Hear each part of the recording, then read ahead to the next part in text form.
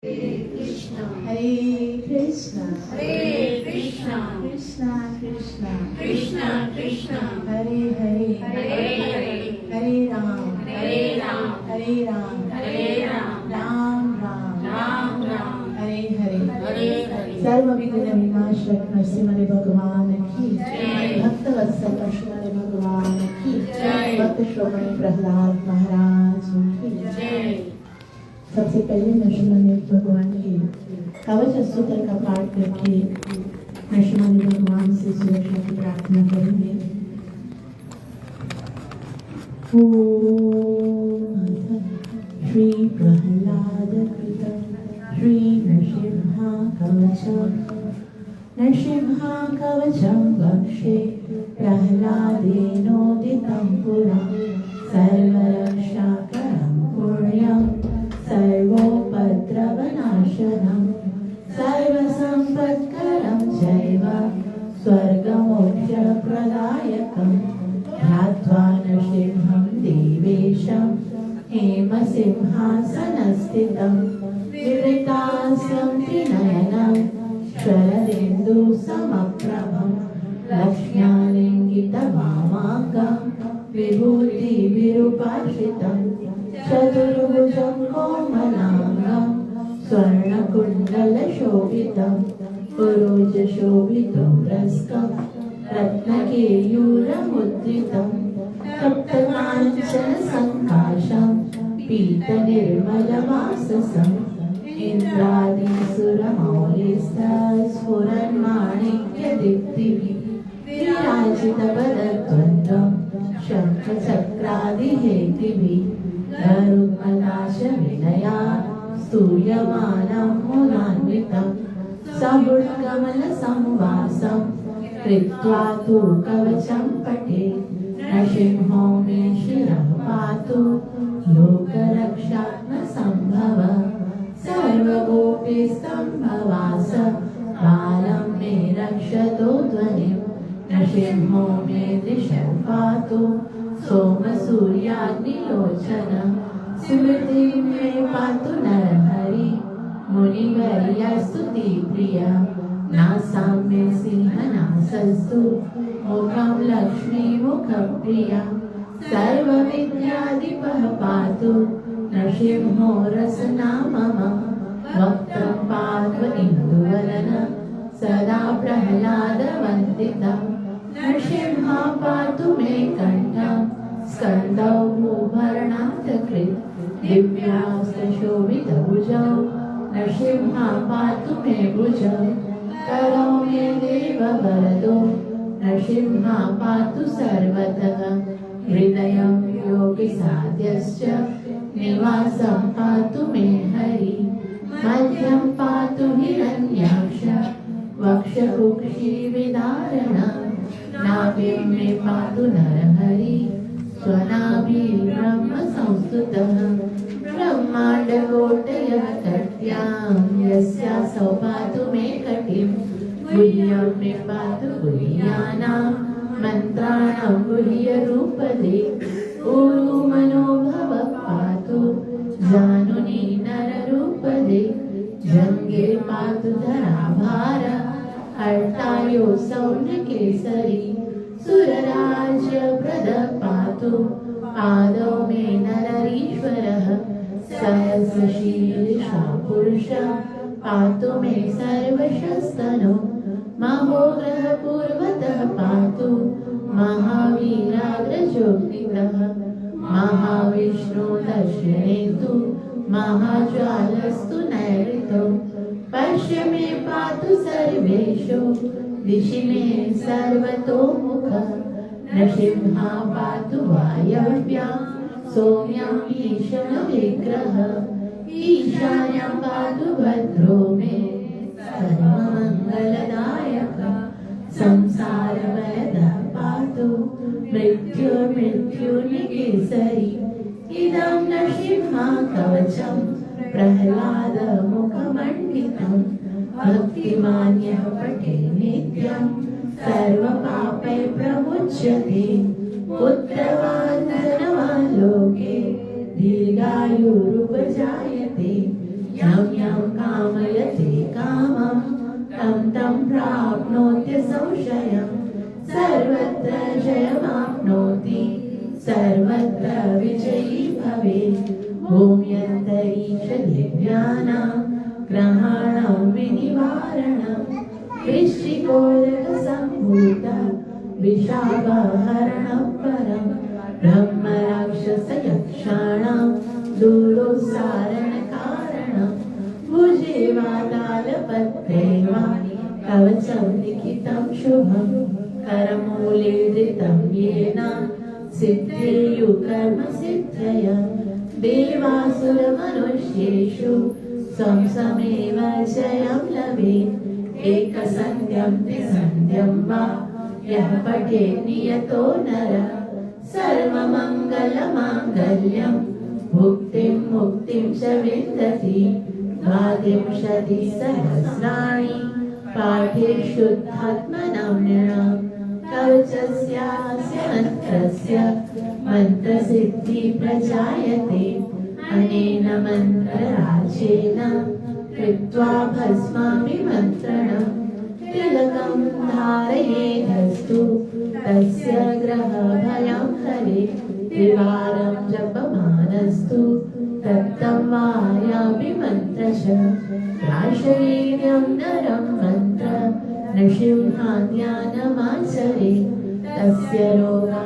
प्रणश्यन्ति ये च स्युकुक्षिसम्भव किमत्र बहुनोक्तेन नृसिंहो सदृशो भवेत् मनसा चिन्तितं यद्दु सतच्चाप्नोत्य संशयम् गर्जन्तं गर्जयन्तं निजभुजपटलं स्फोटयन्तं हठन्तं दीप्यन्तं तापयन्तं दिविभुविदितिजं क्षेपयन्तं क्षिपन्तं क्रन्दन्तं रोषयन्तं दिशि दिशि सततं संहरन्तं भरन्तं वीक्ष्यन्तं घूर्णयन्तं करनिकर्षतै दिव्यसिंहं नमामि इति श्रीब्रह्माण्डपुराणे प्रह्लादप्रोक्तं श्रीनृसिंहकवचं सम्पूर्णम् सर्वविघ्न विनाशक नरसिंहदेव भगवान की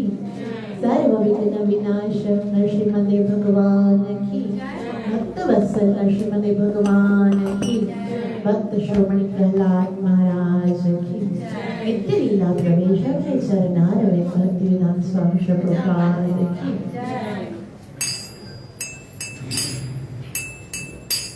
जय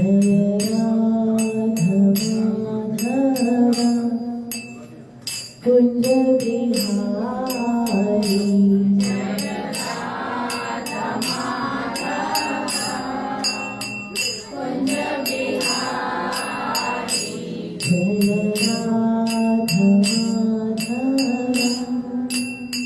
कुंज बिहारी जय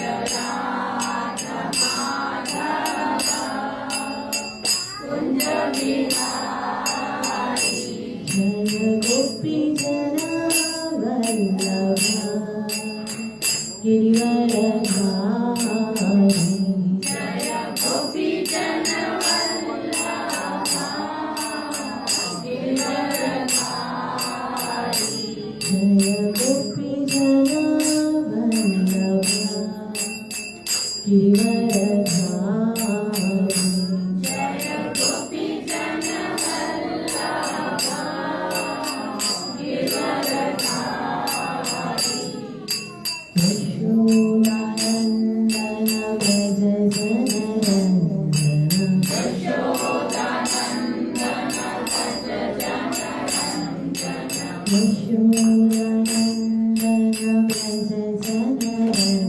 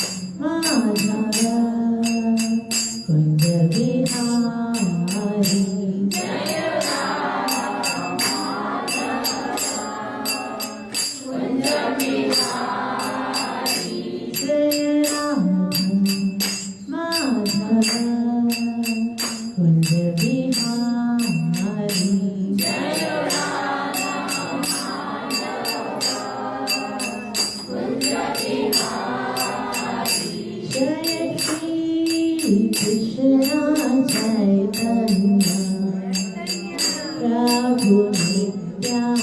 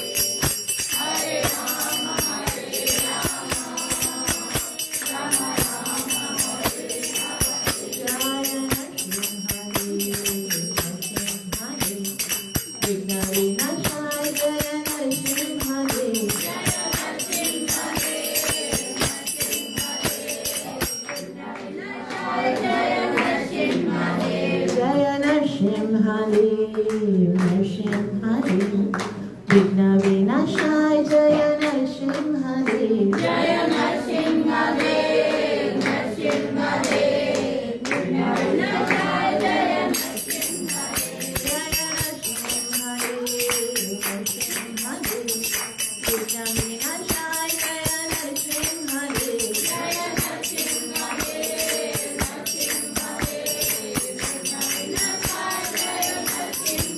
जय प्रहलाद महाराज भक्तन शिरोमणि प्रहलाद महाराज जय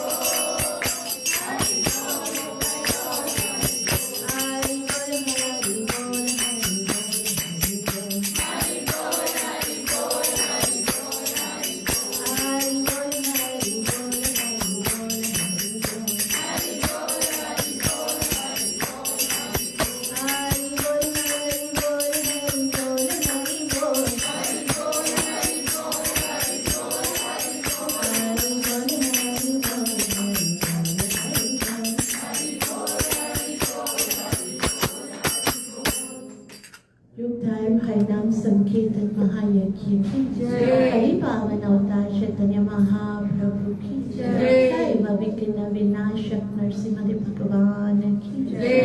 वत्सल श्रीमद भगवान की जय। भक्त श्रोमणि प्रहलाद महाराज की जय। नित्य लीला प्रवेश भय चरणारविंद भक्तिवेदांत स्वामी श्री प्रभुपाद की जय।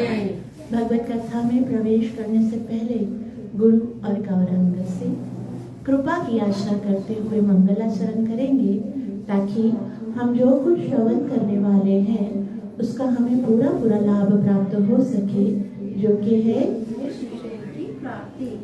ओम ज्ञानतिमिरन्धस्य ज्ञानाञ्जनशलाकया चक्षुरुन्मीलितं येन तस्मै श्री गुरुवे नमः। श्री चैतन्य मनोभीष्टं स्थापितं येन भूतले स्वयं रूपः कदा मह्यं ददाति स्वपदान्तिकं। वन्देऽहं श्रीगुरुः श्रीयुतापदकमलं श्रीगुरुं वैष्णवांश। श्रीरूपं साग्रजातं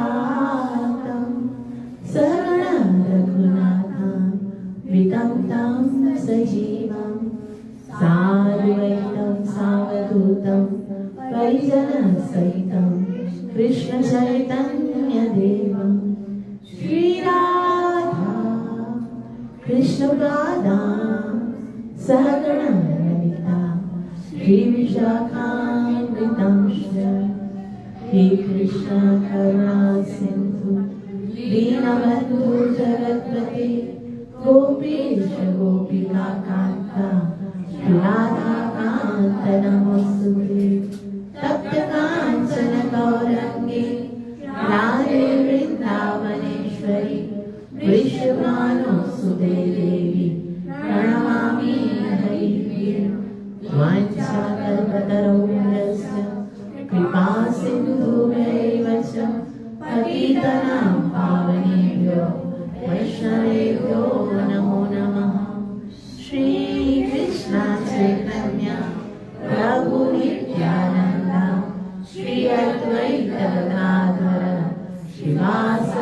गौरभक्तवृन्द हरे कृष्णा कृष्ण कृष्ण हरे हरे हरे राम राम राम हरे हरे। ग्रंथ राज श्रीमद् भगवद गीता मात की जय। श्रीमद् भगवद गीता 7वां अध्याय, और 7वें अध्याय का नाम पता है किसी को? भगवत ज्ञान। क्या नाम है? और इसको भगवत ज्ञान श्री प्रभुपाद जी ने नाम दिया है, लेकिन ज्ञान और विज्ञान के साथ, ज्ञान विज्ञान, ठीक है। तो ज्ञान किसको बोलते हैं? नॉलेज, ठीक है। ज्ञान मतलब नॉलेज, थियोरेटिकल जो नॉलेज होती है। जैसे हमको जो लिटरेचर में लिखा हुआ क्या है, एक होता है ज्ञान और दूसरा होता है विज्ञान। विज्ञान का क्या मतलब है?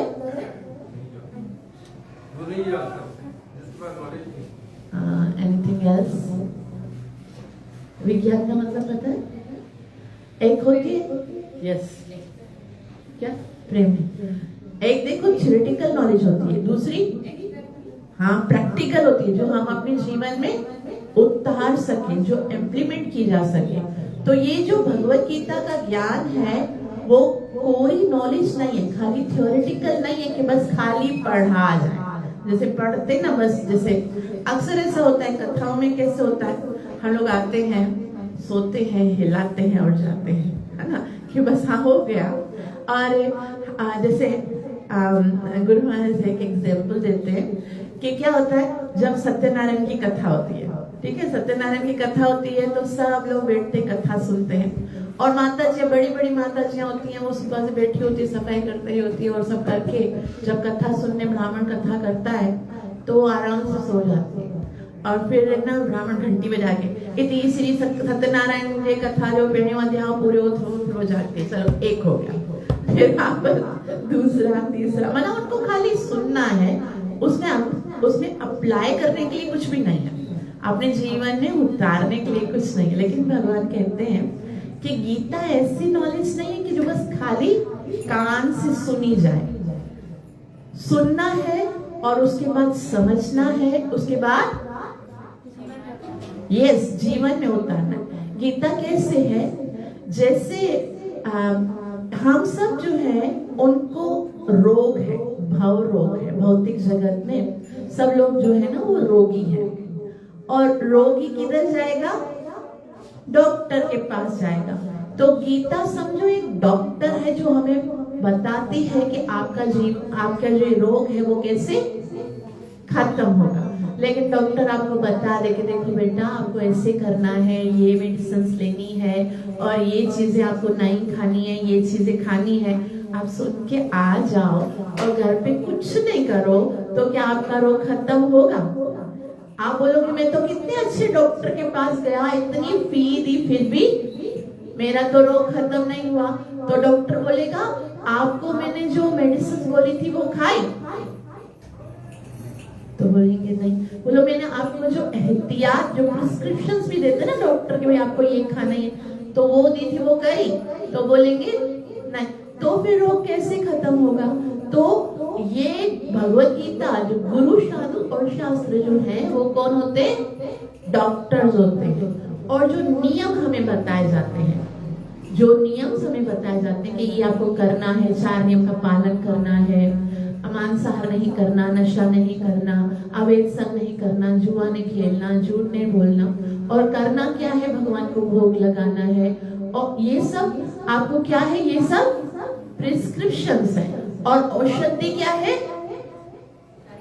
हरे कृष्णा कृष्णा कृष्णा हरे हरे, हरे राम राम राम हरे। एक कोई माता जी, श्रीमद् भगवान की एक माता जी मुझे पूछती, मैं ना बचपन से आपकी कथा में आती हूँ, मतलब कथा में आती हूँ, मैंने बहुत सारी कथा सुनी है, लेकिन भगवान के प्रति मेरा कोई आकर्षण नहीं, मुझे ऐसा लगता है बस मैकेनिकली हो रहा है। आते हैं और तो कथा में क्या लिखा होता है कि भगवान के विषय में सुनोगे तो आपका हृदय प्योर हो जाएगा, भगवान के विषय में सुनोगे तो आपका मन परिवर्तित होगा, हृदय में भगवान के लिए प्रेम उत्पन्न होगा। मेरे साथ ऐसा हुआ नहीं। तो इसका कारण क्या है? मैं इतने टाइम से कथा सुन रही हूँ तो भी भगवान के लिए कोई अंदर जो होता है ना, तड़प नहीं है, कुछ भी नाम जप करने की भी इच्छा नहीं है मेरी। तो देखो, अब कोई रोगी आता है और यहाँ पर रोज क्या बताया जाता है, आपको रोजाना क्या करना है? हरि नाम का जप करना है, आपको ये चीजें करनी है। आपको अगर आप उनको फॉलो नहीं करोगे तो माफ कीजिएगा, उसमें कथा की गलती नहीं है, डॉक्टर की तो कोई गलती नहीं है ना। डॉक्टर ने तो सही से है ना ट्रीटमेंट बताया, आपने खाली सुन लिया बट उसको प्रैक्टिकली अपने जीवन में नहीं उतारा, तो फिर कसूर किसका होगा? हमारा होगा ना। तो ये ज्ञान क्या है? विज्ञान है, मतलब खाली थियोरेटिकल नहीं है बल्कि अपने जीवन में इम्प्लीमेंट करने का है। सही। तो भगवान क्या बताते? अब देखो, ये अध्याय शुरू होता है 6ठे अध्याय के बाद। श्रीमद् भगवद गीता में टोटल कितने अध्याय हैं? 18 अध्याय हैं।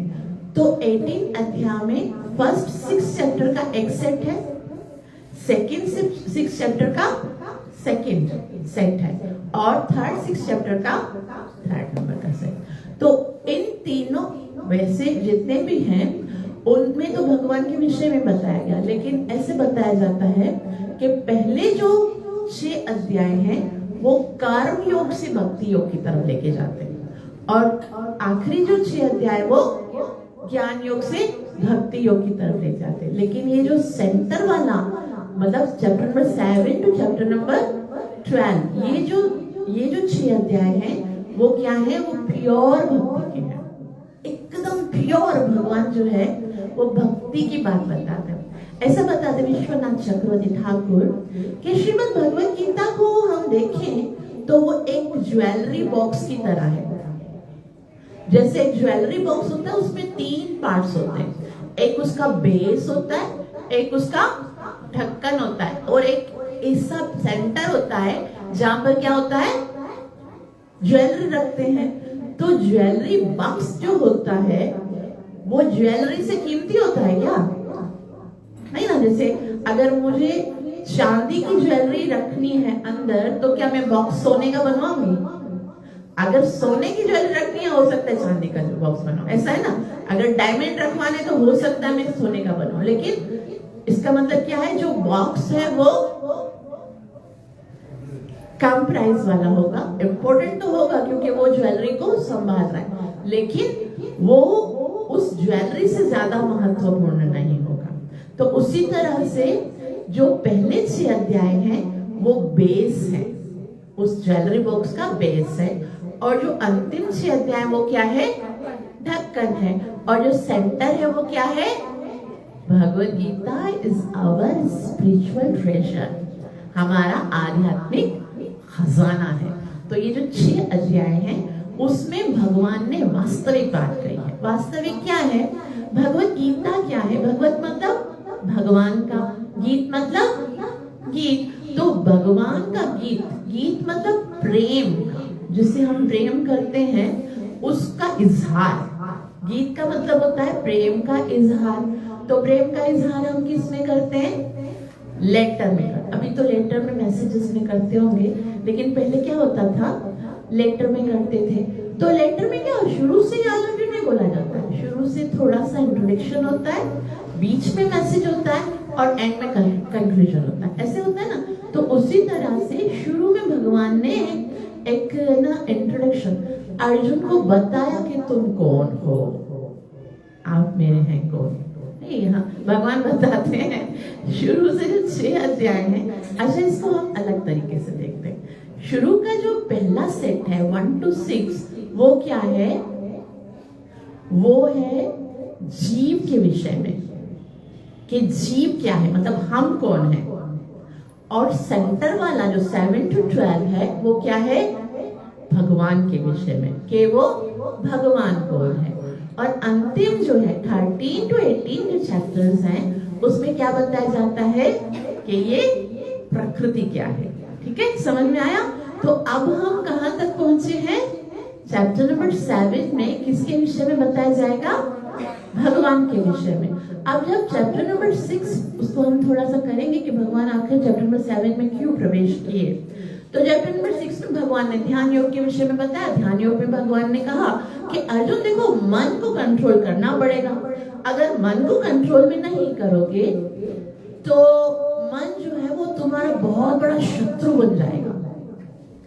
ये मन ही है जो कि आपका सबसे बड़ा शत्रु है, और ये मन ही जो आपका सबसे बड़ा मित्र है। अर्जुन ने कहा अच्छा ये मित्र कैसे बनेगा?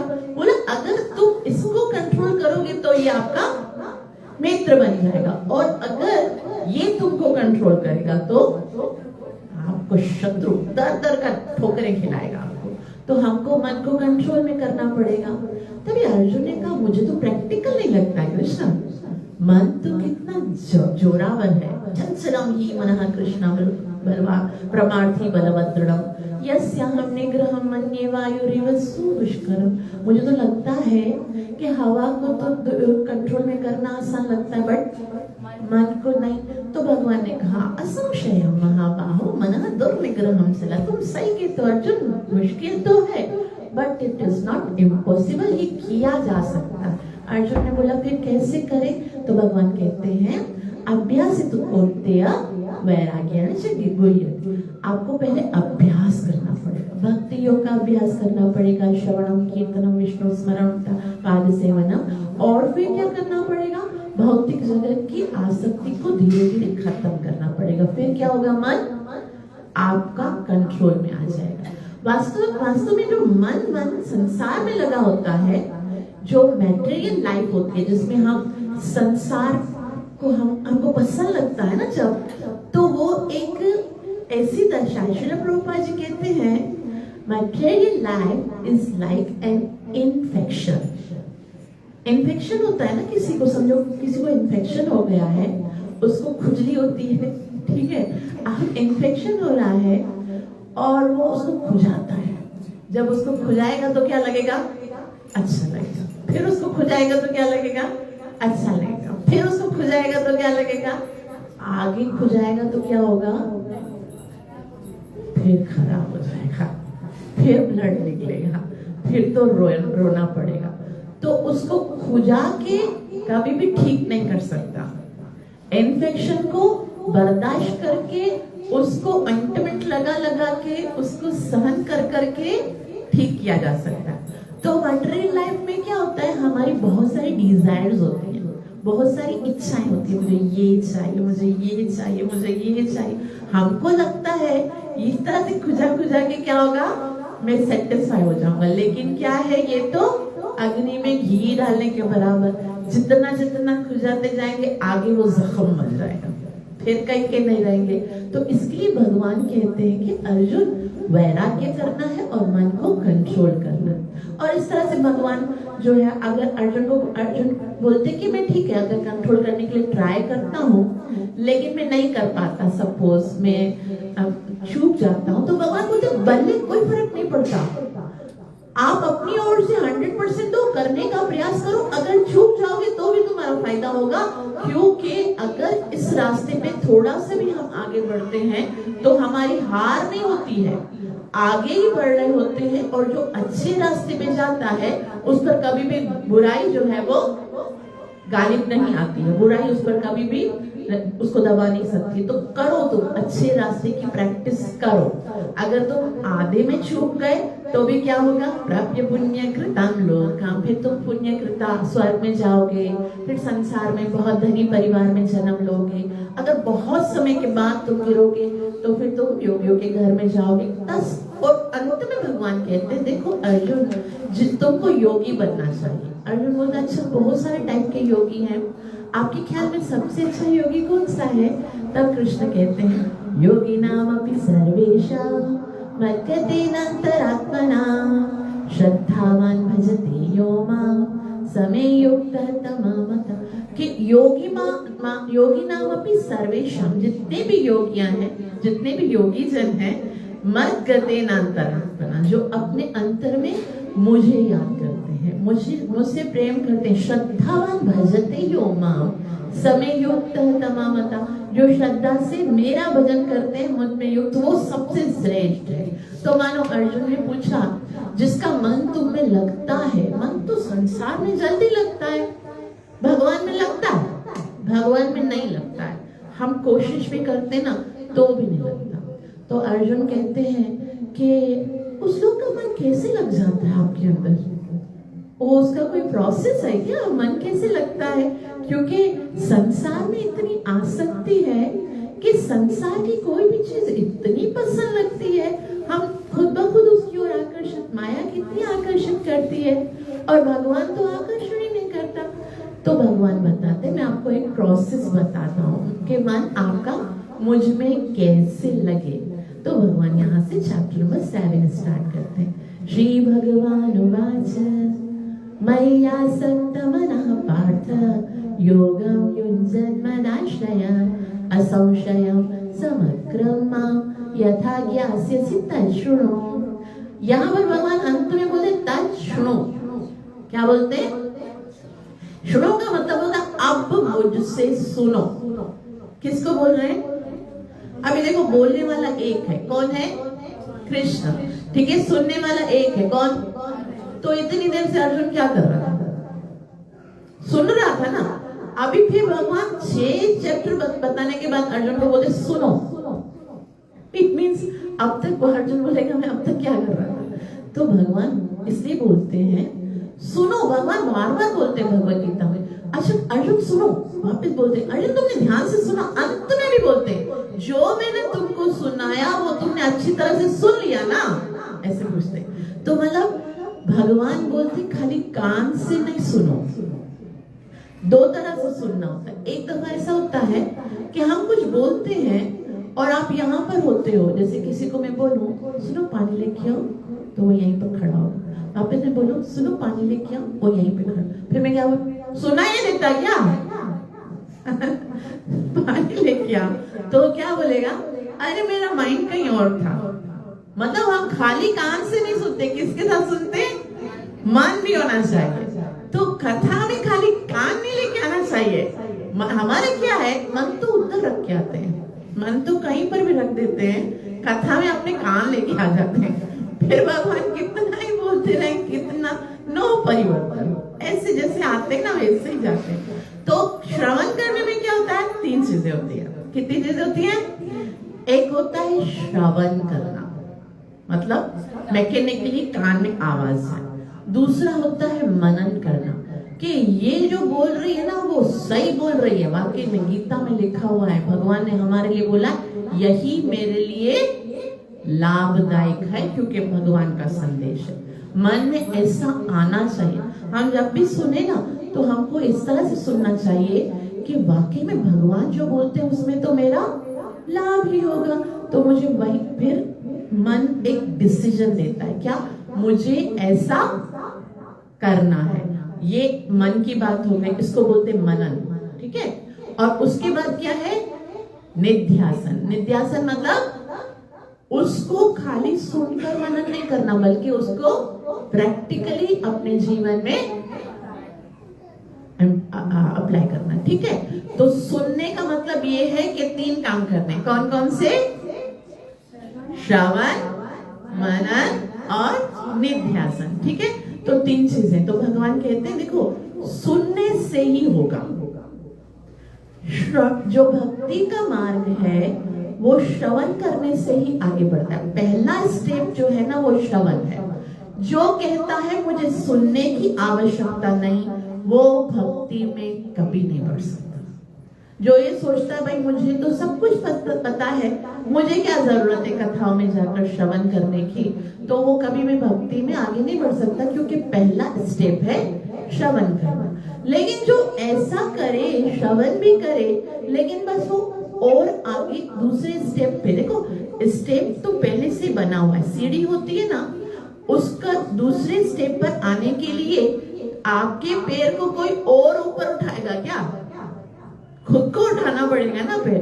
तो श्रवण के बाद क्या आता है? हाँ, श्रवण के बाद दूसरी सीढ़ी कौन सी है? कीर्तन करना। तो मतलब अब श्रवण कर लिया, जो सुना है, जो मनन किया है, जो डिसाइड किया, अब उसको अप्लाई करना हमारा काम है। ये गुरु का काम नहीं है। गुरु ने माला दे दी बस, गुरु ने बोल दिया सोना माला करना है बस। अब किसका काम है? माला उठाएगा कौन? माला के अंदर हाथ कौन डालेगा? क्या गुरु जाके हाथ डालेगा? बोल मुझसे ओम हरे कृष्णा कृष्ण कृष्णा हरे हरे हरे राम। तो आपको डॉक्टर ने बता दिया, घर पे आके थोड़ी ना मेडिसिन खिलाएगा, है ना। तो भगवान कहते हैं क्या करना है? सुनने से क्या होगा? भगवान आगे बोलते अगर तुम सुनोगे तो तुम्हारे मन के असंशयम समग्रम माम, जितने भी संशय हैं, जैसे जैसे हमारे दिल में बहुत संशय होते हैं, पता नहीं भगवान है या नहीं है, पता नहीं स्वर्ग नरक है या नहीं है, पता नहीं ऐसा है या नहीं, लेकिन जैसे जैसे हम सुनते जाते हैं, जितना प्योरिटी से हम सुनते हैं ना, उतना ही हृदय से भगवान, क्योंकि भगवान तो जानते हैं कि हम कितना प्योरिटी से सुन रहे हैं, तो भगवान क्या करते हैं? हमारे हृदय में बैठे हुए हैं, वो हमारे जिज्ञासा को जानते हैं, वो हमारे क्यूरीज को जानते हैं, और फिर उनका हमें किसी न किसी तरह से उत्तर मिल ही जाता है।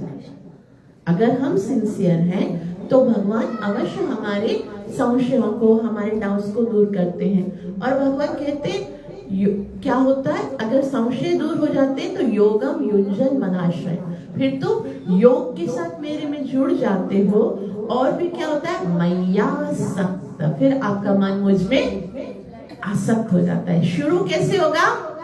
सुनने से। सुनेंगे तो फिर कीर्तन करेंगे, कीर्तन करने से, नाम जप करने से, श्रवण करने से क्या होगा? हमारे सारे डाउट्स क्लियर हो जाएंगे, और फिर डाउट्स क्लियर हो जाएंगे तो भगवान के साथ प्रेम उत्पन्न होगा, और प्रेम उत्पन्न होगा तो मन भगवान में लगने लगेगा। याद रखिए, जब तक मन भगवान में नहीं लगेगा ना, तब तक हम कभी शांति से नहीं बैठ सकते। मन इतना तंग करता है कि कहीं पर भी चला जाता है। वो मन जो है वो तभी आनंद देने वाला हो सकता है, शांत हो सकता है, जब वो भगवान में लगे। तो जैसे जैसे सुनते हैं, कीर्तन करते, तो मन भगवान में लगने लगता है। और फिर आगे भगवान जो है वो अर्जुन को एक सुंदर बात बताते। भगवान कहते हैं ज्ञानम ते हम सविज्ञानम इदं वक्ष्यामि शेषतः यज्ञात्वा नेह भूयोऽन्यस् ज्ञातव्यम् अवशिष्यते। अर्जुन, मैं तुमको ऐसा ज्ञान देने वाला हूँ, ज्ञान तेहम सविज्ञानम। फिर देखो वही बात बताई, ज्ञान दे रहा हूं कौन सा? विज्ञान। विज्ञान मतलब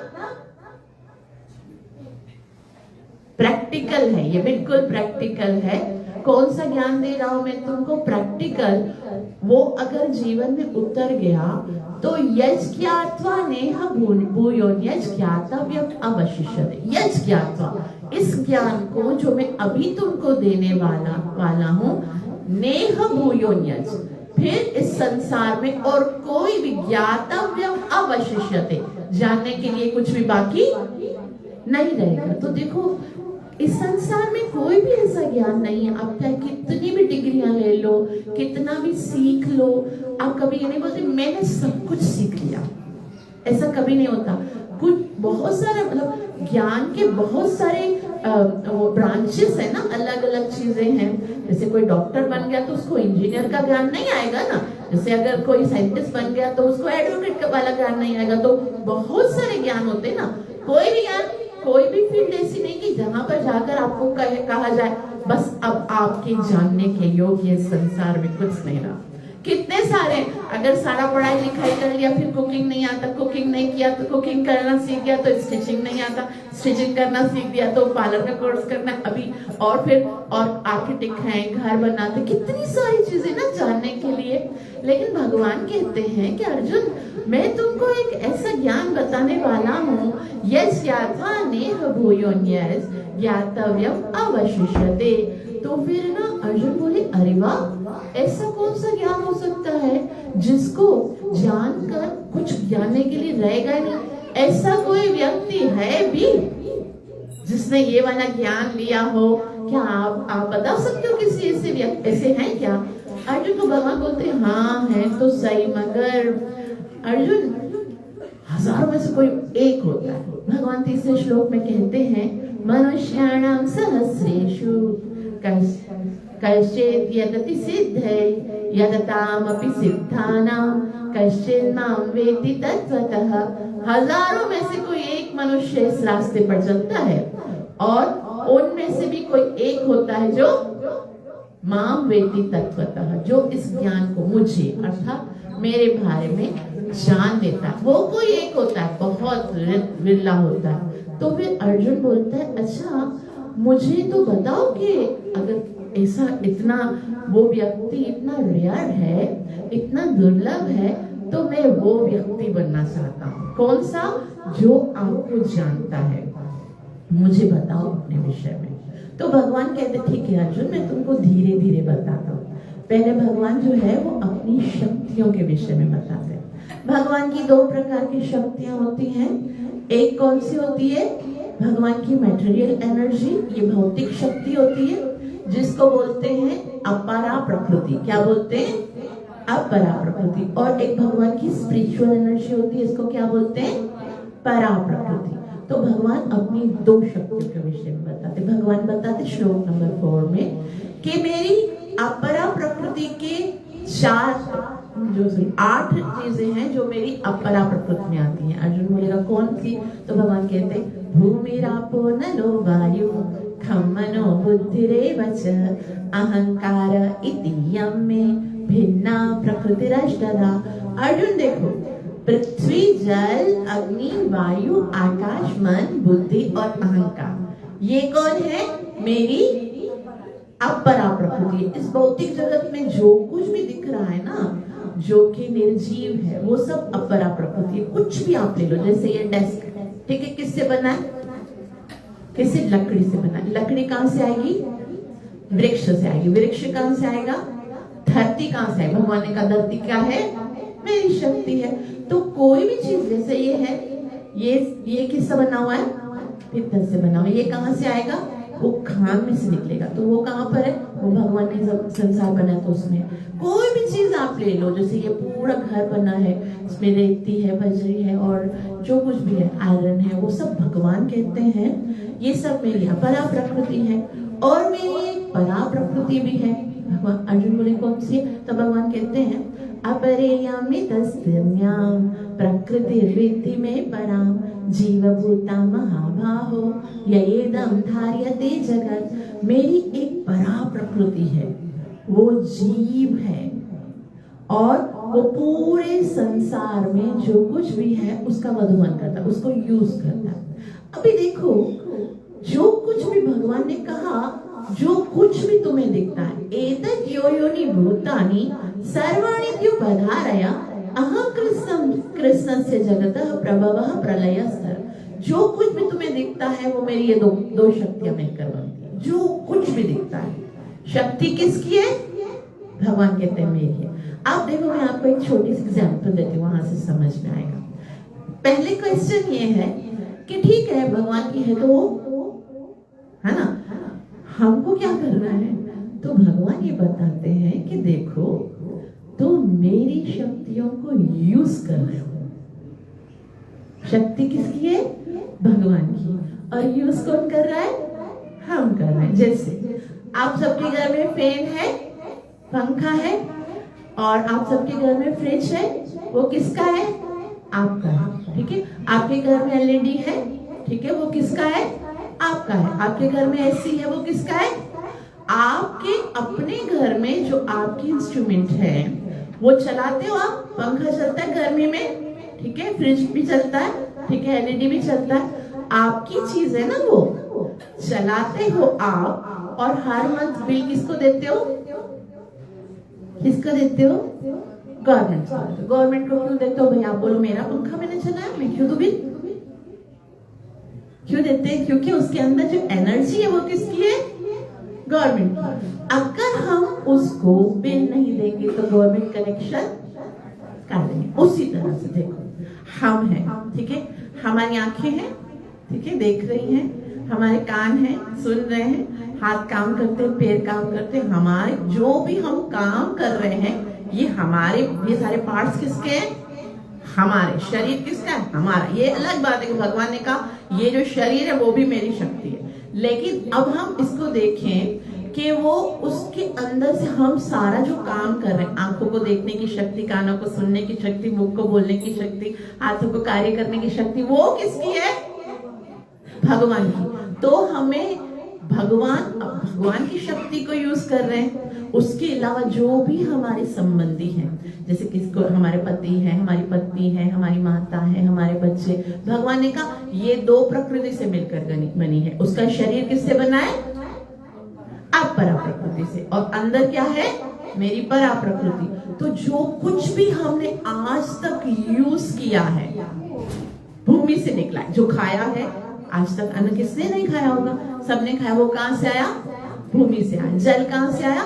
हमें भगवान ने कहा भूमि आपो नलो। और उसके अलावा हवा जिससे हम सांस लेते वो किधर से आई? भगवान ने कहा ये सब मेरी है।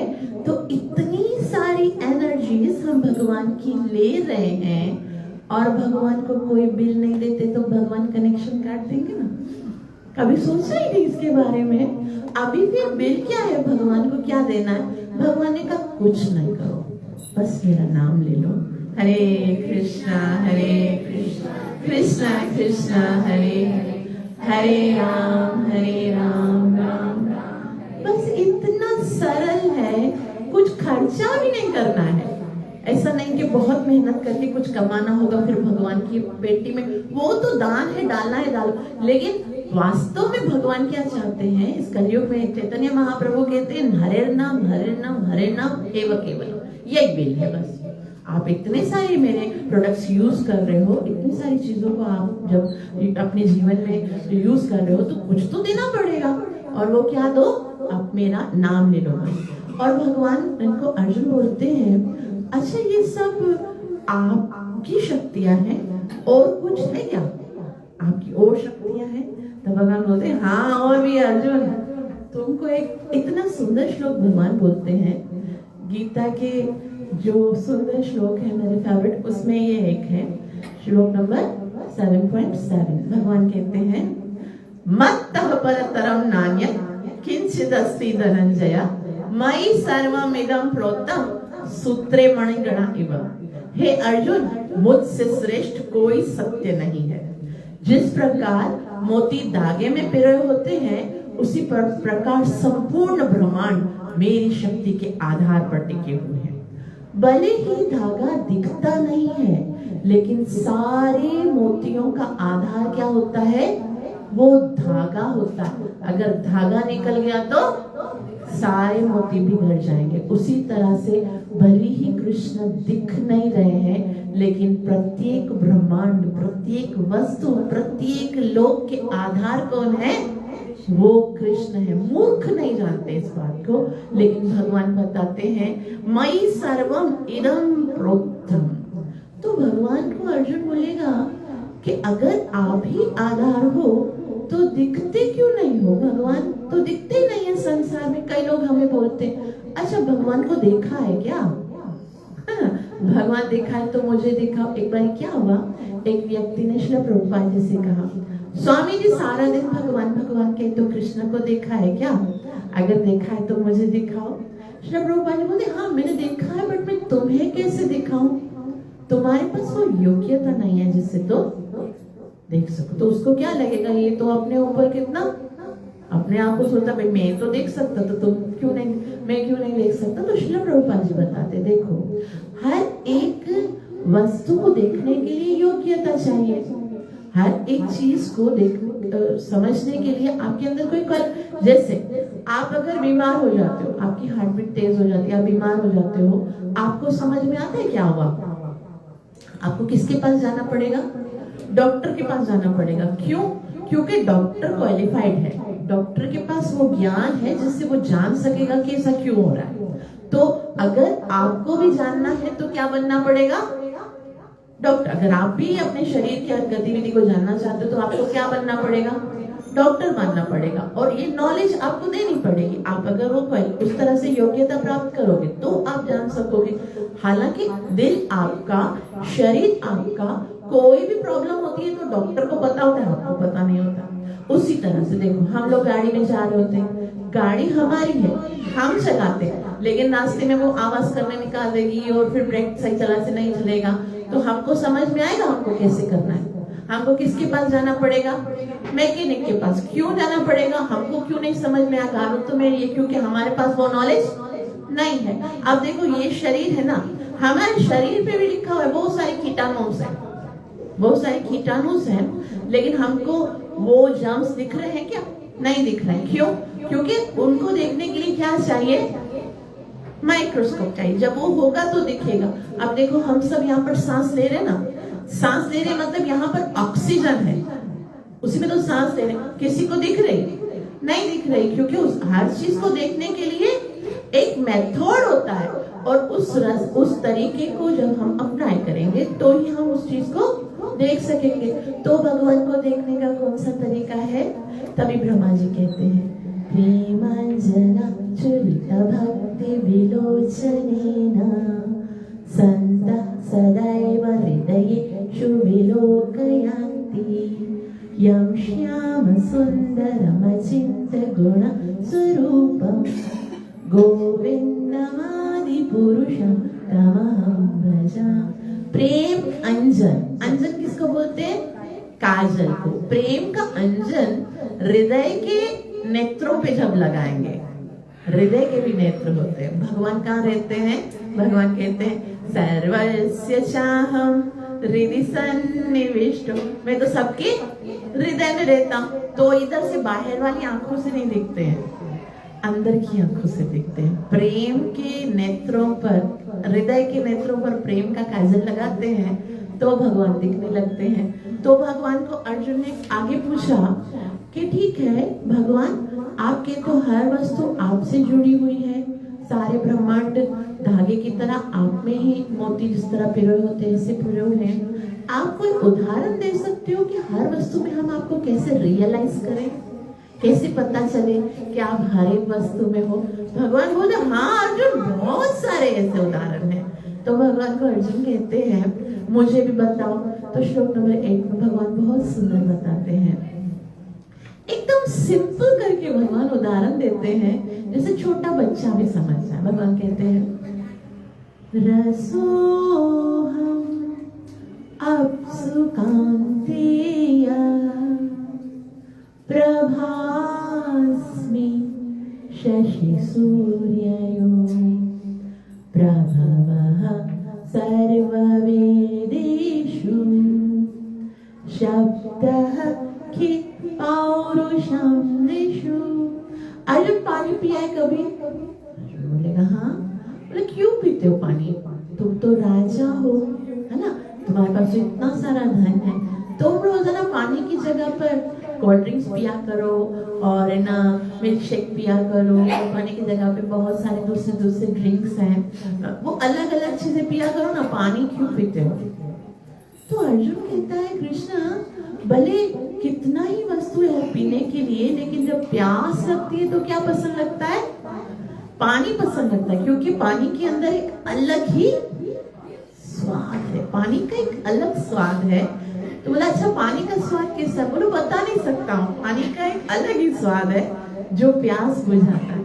तब भगवान कहते हैं तुम्हें पता है वो स्वाद क्या है? तो कृष्ण अर्जुन बोले क्या? भगवान कहते रसो हम अप्सु कांतेय, ये पानी के अंदर जो स्वाद है ना वो मैं हूँ। तो पूछ लो ना हर जगह पे कैसे होता हूँ? तो पानी के अंदर स्वाद बन के होता हूँ। फिर भगवान अर्जुन को बोलते हैं तुमने सूर्य और चंद्रमा को देखा?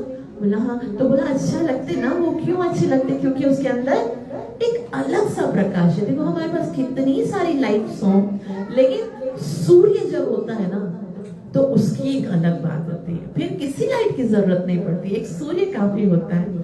तो सूर्य के अंदर और चंद्रमा, देखो कितनी घन रात होती है और उसके अंदर चांद चमक रहा होता है तो कितना नाइस लगता है। तो भगवान बोलते ये चांद के अंदर चांदनी, प्रभास्मि शशि सूर्य, शशि कहते चांद को, चांद के अंदर जो प्रभा है, सूर्य के अंदर जो प्रकाश है वो मैं हूँ। प्रणवः सर्व वेदेषु, वेद मंत्र पसंद लगते ना, उसके अंदर जो प्रणव है, ओंकार ध्वनि है, वो मैं हूँ। आपको मनुष्य अच्छे लगते हैं ना? देखो हम जाते हैं, हमारे जितने भी फ्रेंड्स हैं, हमारे रिलेटिव्स हैं, हमारे मित्र हैं, हम जिनसे प्रेम करते हैं, वो हमें पसंद लगते हैं ना? क्यों पसंद लगते हैं? क्योंकि उनके अंदर एक एनर्जी है ना। भगवान कहते हैं पौरुषम ऋषु, यानी मनुष्य के अंदर एक सामर्थ्य है, कोई ना कोई सामर्थ्य है। कोई सुंदर दिखता है, किसी के हरे कृष्ण हरे कृष्ण, तो किसी के अंदर क्या है, सौंदर्य है, किसी के अंदर बल है, किसी के अंदर ज्ञान है, किसी के अंदर नॉलेज है, किसी के अंदर क्या है, कोई ना कोई क्वालिटी है जो हमें अट्रैक्ट करती है ना। तो भगवान बोलते हैं वो सारी क्वालिटीज कौन है, मैं हूँ। भगवान कहते पुण्यो गंधा पृथ्व्याम से तेजस्यास्मि विभावसो। अग्नि पसंद लगती है ना, अग्नि देखो कितना चमत्कारी लगती है ना। अग्नि से हम खाना भी बनाते हैं, अग्नि से हम क्या करते हैं, बॉन फायर मजे कर सकते हैं। तो उसके अंदर जो अग्नि के अंदर जो ऊष्मा है, भगवान कहते हैं वो मैं हूँ। जीवनम सर्वभूतेषु, जितने भी जीव हैं उसके अंदर जीवन में हूँ। तुम पूछ रहे हो मैं तुम्हें कहाँ देख सकता हूँ, तो जहां तुम्हें जीवन दिखता है, अभी जहां तुम्हें मूवमेंट दिखती है, जैसे हम पक्षियों को देखते हैं कितने अच्छे लगते हैं, वो फ्लाई करते हैं, बटरफ्लाई को देखते हैं वो कितनी प्यारी लगती है, कोई कोयल होती है वो कूकती है कितनी अच्छी, फ्लावर्स देखो खिलते हैं तो कितने अच्छे लगते हैं, वृक्ष खिलते हैं तो अच्छे लगते हैं, और हर चीज जो है ना वो हमें आकर्षित, वो नेचर कितनी खूबसूरत होती है। फ्रूट्स होते हैं उसके अंदर कितना टेस्ट होता है, ऑरेंज होती है उसके अंदर अलग अलग है ना, और हर तरह की जो चीजें नेचर जिनके अंदर जीवन है। तो भगवान कहते जीवनम सर्वभूतेषु, वो सारे जीवों के अंदर जीवन जो मैं वो मैं हूँ, और तपस्वी जो है उनकी तपस्या में हूँ। अर्जुन बोलेंगे अरे वाह कृष्ण, अब तो हर चीज में समाये हुए हो, अभी मुझे ये बताओ कि अगर आप हर किसी चीज में समाये हुए हो, तो भगवान कहते हैं हाँ मैं हर चीज किसी चीज में समाया हुआ हूँ और मैं सबको कंट्रोल करता हूँ, सब मेरे कंट्रोल में। भगवान कहते हैं ये जैव सात्विका भावा राजसस तामसस जैव मत्त एवेति तान विधि न तो हम तेषु ते मयि।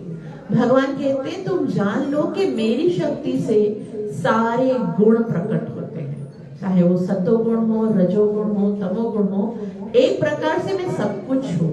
अब भगवान एक नई चीज को इंट्रोड्यूस कर रहे हैं, किसको, 3 moods ऑफ मैटेरियल नेचर। भौतिक जगत में 3 प्रकार के गुण होते हैं, एक सतोगुण होता है, एक रजोगुण होता है और दूसरा तमोगुण होता है। सतोगुण क्या होता है, वो शुद्ध होता है, ज्ञानमय होता है, प्रकाशमय, भगवान की जय। और रजोगुण क्या होता है, उसमें इच्छाएं होती हैं, लालसाएं होती हैं, वासनाएं होती हैं। और तमोगुण क्या होता है, वो एकदम अंधकारमय होता है, उसके अंदर ना ज्ञान होता है ना ही कोई इच्छा, वो बिल्कुल तमोगुण जैसे नशा वगैरह होता है ना वैसे। तो भगवान कहते हैं कि देखो अर्जुन, ये सब संसार में जो कुछ तुम्हें दिख रहा है, ये पूरा जो भौतिक जगत है मेरी शक्ति है और मैं उसको कंट्रोल करता हूँ। तो अर्जुन पूछेंगे अच्छा तुम इनको कंट्रोल करते हो, बल्कि ये सारा संसार तो हमको कंट्रोल करता है। ये जो माया है, प्रकृति 3 गुणों वाली माया है, वो किसको कंट्रोल करती है, सब जीवों को कंट्रोल करती है। भगवान बोलते हैं हाँ, ये माया किसको कंट्रोल करती है, जीवों को कंट्रोल करती है, और मैं किसको कंट्रोल करता हूँ, माया को मैं कंट्रोल करता हूँ। तभी भगवान अर्जुन पूछेंगे कि अच्छा मुझे ये बताओ कि अगर तुम इस माया को कंट्रोल करते हो और ये माया की वजह से सारे आज तक हमारे जितने भी अफेयर्स है ना, जो कुछ भी है ना, जो सरदर्दी है, जो परेशानी है, जो डिस्टर्बेंस है, वो सब माया की वजह से।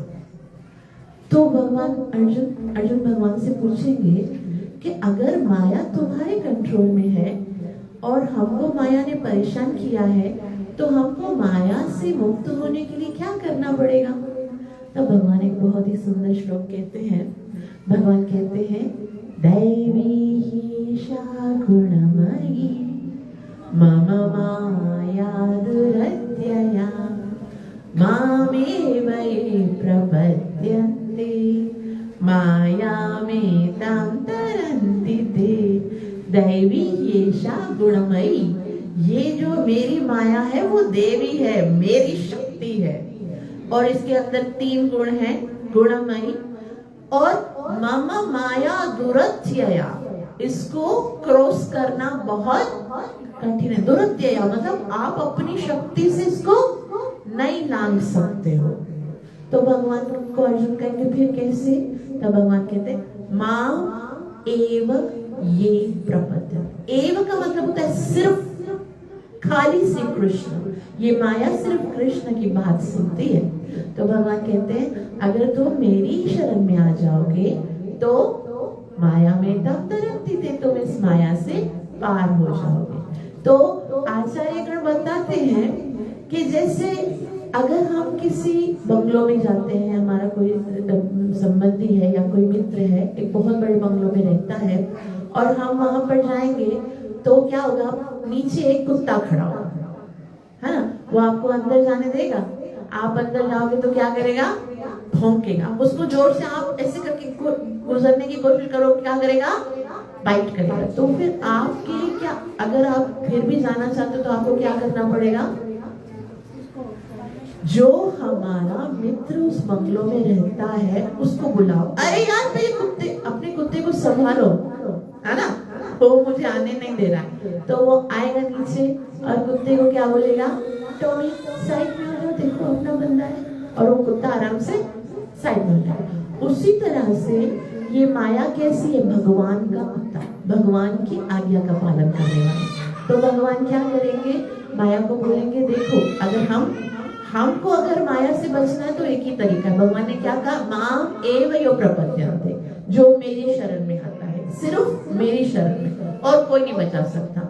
बड़े से बड़ा देवता, बड़े से बड़ा संत, बड़े से बड़ा फकीर, बड़े से बड़ा मैजिक, बड़े से बड़ा जादू टोना, कुछ नहीं। माया से बचने के लिए कहाँ जाना पड़ेगा, पुकारना पड़ेगा, हरे कृष्णा कृष्ण कृष्ण हरे हरे, हरे राम पुकारो, पकड़ो अपनी माया को, मुझे तुम्हारा भजन नहीं करने देती है। फिर भगवान माया को बोलेंगे, माया उधर नहीं जाओ, मेरा भक्त है, उसको अपना काम करना। तो ही हम माया के चुंगल से बच सकते हैं। तो भगवान यहाँ तक जो है वो बताते हैं कि अगर आपको मेरी करुणा प्राप्त करनी है, अगर आपको माया से बचना है, यदि आपको ये सारे प्रॉब्लम से छूटना है, तो उसका एक ही उपाय है कि आपको मेरी शरण में आना पड़ेगा। तो यहाँ तक हमने 14 श्लोक कर लिया।